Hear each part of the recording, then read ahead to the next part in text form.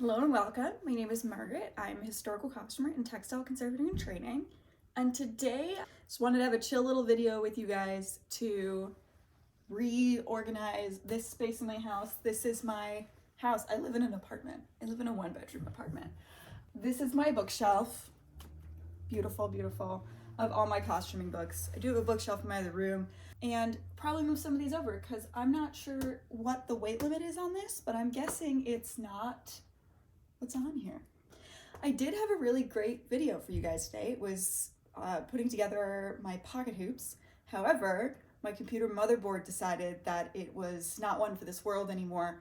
So my computer is currently with the Apple geniuses and hopefully we'll be back within the next week, but I still wanted to put up a video this week because I want to keep some consistency, if not for you guys, for me. I know there's not that many of you yet, but still want to keep the ball rolling. So my bookshelf, as you can, this was here when I moved in.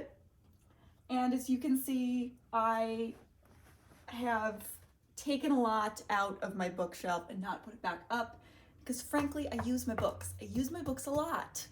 I probably go through my books twice a week just to like flip through and do some preliminary research for stuff. I also have a pile over there too. So what I'm going to try to do is I'm going to try to make this work for me in terms of putting stuff that I'm going to access down here, not on the top shelf. The top shelf stuff is going to be stuff that I don't access as much. And I'm going to move some of the smaller books to my other bookshelf, stuff I don't use as much too. So yeah, that's the plan. So currently, I'll give you kind of a tour of what's happening right now. So this was originally, I think, Deck Arts books, like Deck Arts, like references. I don't even remember what that was. This is 20th century designers, art history books. I think this was like Ribeiro and general like art historical fashion books. I don't even remember what that was. Lingerie books, fashion plates, and textile conservation. So what I think I'm gonna do is I'm definitely gonna keep 20th century designers up here because I don't look at those books as much. I like them, but I haven't really had like a 20th century project in a while. Yeah, I don't know, we'll see. And I'll probably move art history up here too because I don't access these as much. So this is my Vigée Lebrun book, which I absolutely love. So I just kind of want to go through my bookshelf, reorganize, sort of show you some of my favorites that I haven't shown you in my other video. If you do want to see a video of like sit down book recommendations, I'll put it up in the cards if I can do that on my iPad, which I will be editing this video on. Very minimal editing. Won't be as fancy as it normally is.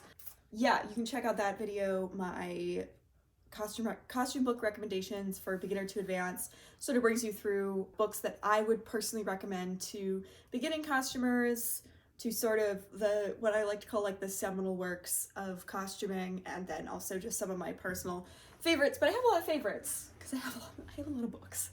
So I think let's get started with my knickknacks off. I got two little baby Yodas. I love baby Yoda. And my antique shoes that I don't know what to do with. Some like late Victorian boots and like 1920s. So let's see. Actually, this book I'm going to keep out. This one is the guide to the Alta Pinacoteca in Munich. And if you watch this channel, you probably know I'm doing a Madame de Pompadour reconstruction. And this is the book that has my reference photo in it, because this is the museum where she resides. Of course, French painting is in the back. It's my reference photo for the project, is the museum photo. It's the one with the best color match, because online there's just so many different colorations of this, and this is probably the best color match I'm gonna get, is the museum photo. So I'm gonna keep this one out and put it in my project box. Move art history books up here. This one, I have this art of dress, and then I have Eileen Ribeiro's art of dress, and they're like very similar. It's kind of funny. I'm actually going to take everything down because I'm just realizing that if I move this, we're going to have an issue over here. So surprisingly not as big of an issue as I thought. So in this stack, I just have art history books, as I said. This is such a beautiful little one. This is 18th century French painters. It's from the 40s, but it's just the cutest little book. And then I also have Vigée Lebrun's biography. I love Vigée Lebrun, and I really love her life story, and this is a a great biography by Get a May if you want to learn more about VJ LeBron. And then of course, Michael Levy, Rococo to Revolution. I took an 18th century art history course. My professor didn't have very nice things to say about Michael Levy, so this is already a nightmare. That looks good. So these three books that were up on my shelf, History of Costume by Carl Kohler, Seeing Through Clothes by Anne Hollander, and then Fashion and Eroticism by Valerie Steele. I think I'm gonna move these to my other bookshelf because they are like not large books, and I think that these are something that I don't pick up a ton. These are actually probably books I should read. So I'm gonna put these in my other bookshelf. Just thinking. Okay, to sort of complete my 20th century designer stack, I have my Kristen Dior book, which I do take out a little bit more than the others just because I did a project from this book and I had to update my resume with this project, and also I need to look back at that project. I also just love this book. So this is gonna go up here with my other 20th century designer books. Definitely tell what designers I like. This is a book about Madeleine Vianney. She was a designer in the 20s through the 40s. And this is a really, really nice book. If you find it at a good price, definitely pick it up. It has patterns of her designs in it. And then I have the Met Charles James book, the Viennese Charles James book, and then Vintage Couture Tailoring. I think I'm also gonna put couture sewing techniques up here too. Kind of fits with the theme, I think. Oh, I should probably, this is like very dangerous. This shelf is by far the least stable. So this is the opulent era, fashions of Worth, Duché, and Pignat? I don't know how to pronounce that in French. I should learn. These are 19th and early 20th century designers, but I think the theme fits, so I'm gonna put it up there as well. I'm just thinking, maybe I should put conservation books up here, because I don't reach for my conservation books a lot right now, because I haven't been doing a ton of conservation. Let's see, conservation books that I have.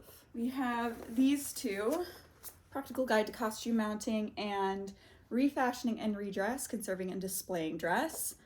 I love costume mounting. It's like one of my favorite things to do. I'm definitely gonna do some videos about bad costume mounting photos I found online, because honestly, it's something I'm really passionate about, is putting things on mannequins in a way that makes sense. This is a literal textbook by Rutledge and the V&A about costume mounting. This book, which I should really read, series of essays on just conserving dress. I should definitely read that. So those are gonna go up there, and then this can go up there too. This is the AIC Guide to Digital Photography. Antique Lace can stay up there because frankly, I don't know where that book would go otherwise. So up in this pile, I have those books that I just talked about. I also have the Fairchild Dictionary of Textiles, the 7th edition, a reference book, and then Materials and Techniques in Deck Arts. These are just like reference dictionaries that I have that I don't use a ton, so they will stay up there. And then Antique Lace, Identifying Types and Techniques. So let's move on to shelf number 2. So stack obviously had my Eileen Ribeiro on it. Eileen Ribeiro is a dress historian, a very well-known, well-respected dress historian, and I love her work. And I actually got to meet her once, which was really awesome. So this is the book she was giving her talk about. This is Clothing Art, the Visual Culture of Fashion, 1600 to 1914. This is a tome, and it's all about sort of dress and fashion. Dress and fashion? No, dress and painting, and fashion and painting, and just how those two things sort of go together. I also have Oggs in fashion. Oggs is one of my favorite painters because I think he paints textiles so well. So also Eileen Ribeiro, it'll go here. I will find all of those ones that I have. Oh my god, book avalanche. Happens all the time around here.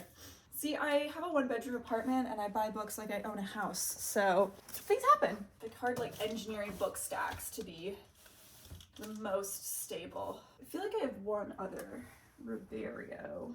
I found 2 more that are gonna go up top. This is The Dress Detective and Reading Art and Fashion, both by Ingrid Midda, and then also Alexandra Kim for this one. These books are sort of about the process of doing dress history research in art and then for extant garments. Again, something I should read.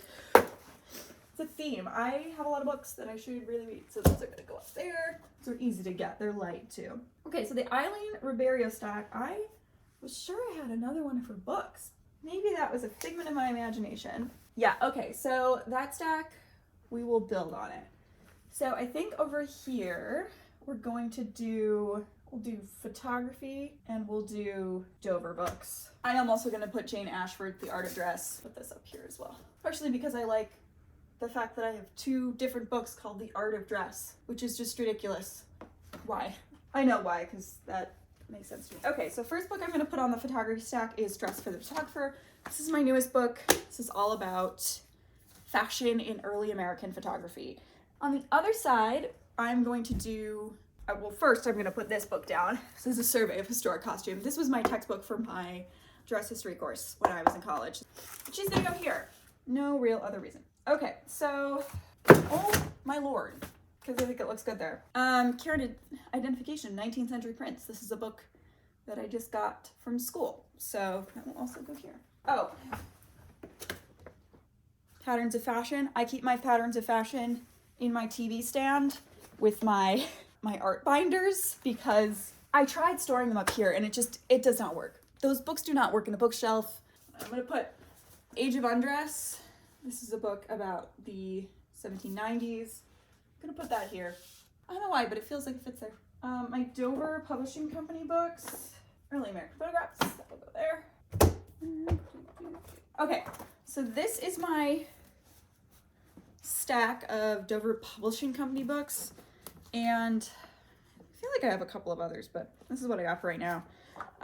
These I sort of use in the same way that I would use my books about historical photography, so they're gonna go here as well. These I also talk about in my recommendations video, so I won't go through those today. All right, I think over here I'm going to put books that are specific to collections, like dress museum collections and exhibitions, because I do access those quite a bit. So that would be things like Haute Couture. This is a Met Museum book. These are just books with really nice pictures in them, essentially. Such a beautiful book. Goldstein Galleries Collections. You go there. High Style, the Brooklyn Museum, a polarizer for photography. Don't know where I'm gonna put that. Oh, definitely my I'm gonna put this here, mostly for weight distribution. My V&A books. Well, I should say my V&A fashion detail books. I have a lot of V&A books. That stack's looking good. Ooh, Rijksmuseum book. And then this stack as well. This is Metropolitan Museum of Art. Again, I'm going to make sure that the weight distribution is good. Costume from the Western Reserve Historical Society Chisholm Hall Collection Costume Wing. I don't know. This is interesting. This is from the 80s. Costume books from the 80s always get me. Fashion and the Revolution. That can go over here.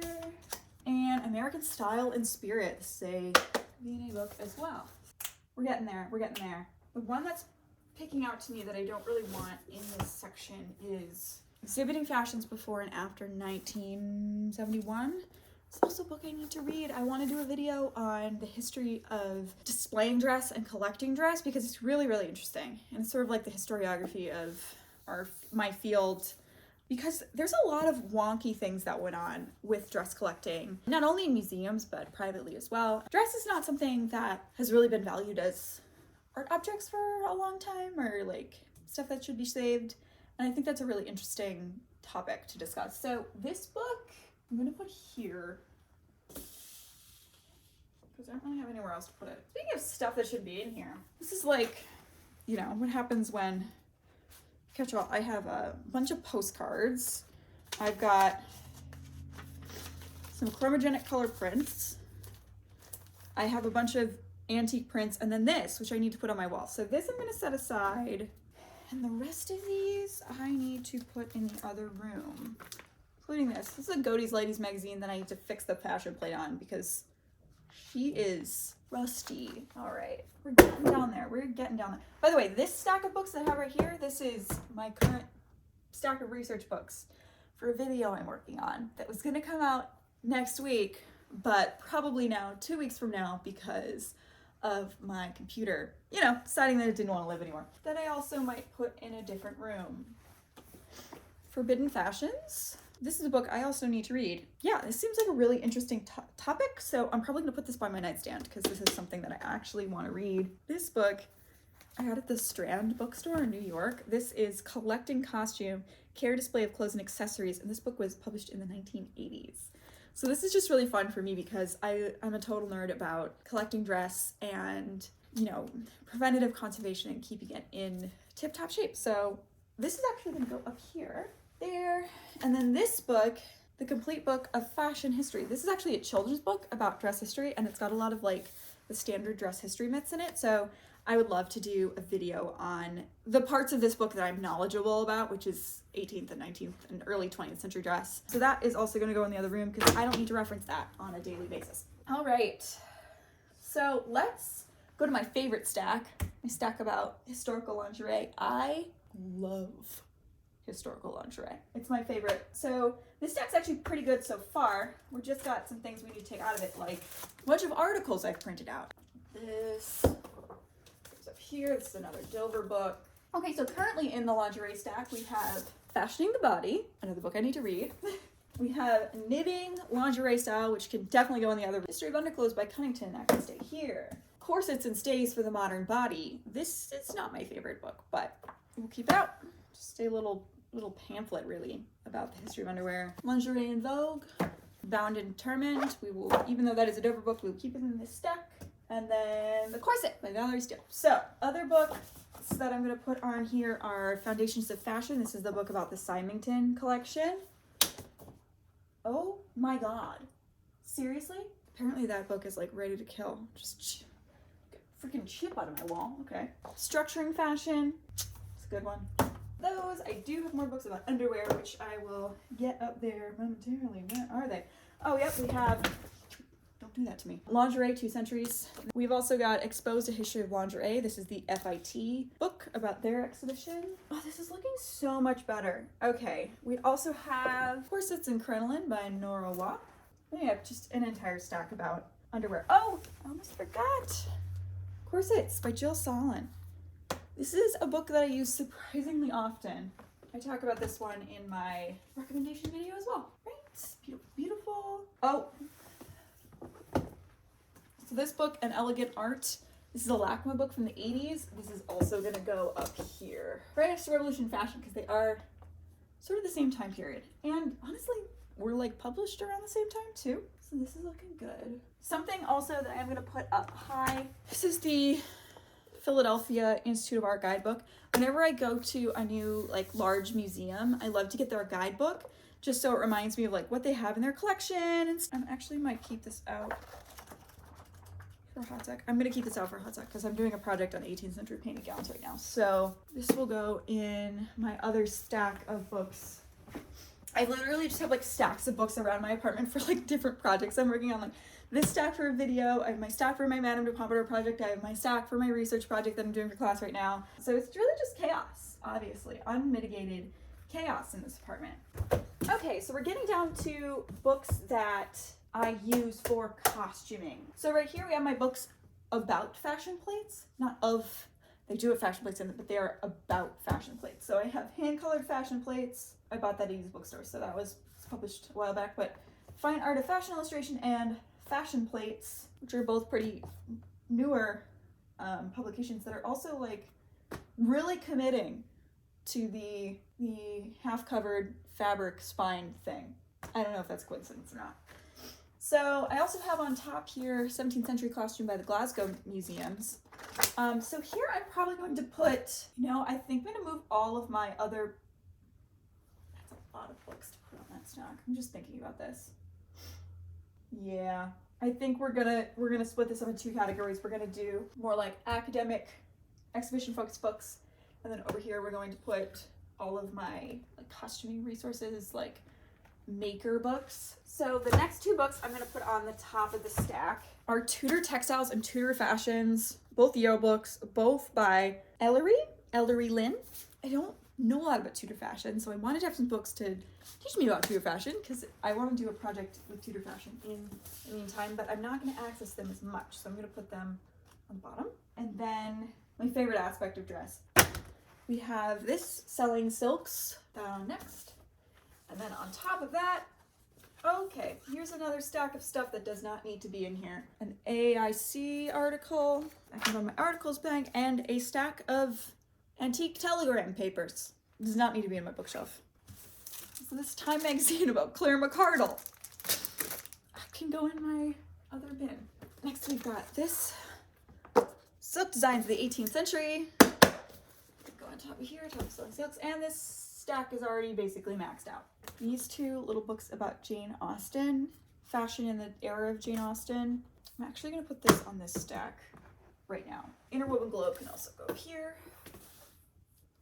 Actually, no, I think Interwoven Globe is gonna go up here, actually. Age of Napoleon, Just the People, up here. Oh my gosh, that'd be how it'd be. Okay, the other, let's do this in a way that makes sense. This book's actually really nice. This is Living Fashion, Women's Daily Wear, 1750 to 1950. This book has a lot of stuff that other books just don't talk about. Like they have like nightwear, they have sportswear, they have like pregnancy stuff. So this has actually surprisingly been useful for my research, this book. I bought this pretty early on when I was getting into dress history and costuming because it had patterns in it. I was like, oh, I need this book. And it's ended up being an actually really good book. Because I bought it when I didn't know what the hell was going on. So I guess we'll put that one up there. I don't know. I started out with a plan and I'm ending up just having to like balance weight distribution. For costuming reference, 18th century clothing at Williamsburg and costume close up, also about the Williamsburg costume collection, colonial Williamsburg that is. So we'll put those on the bottom. And we also have 18th century embroidery techniques, and then this new one, embroidery designs from the V&A. Got Making Working Women's Costume and Women's Regency Women's Dress. Those on here.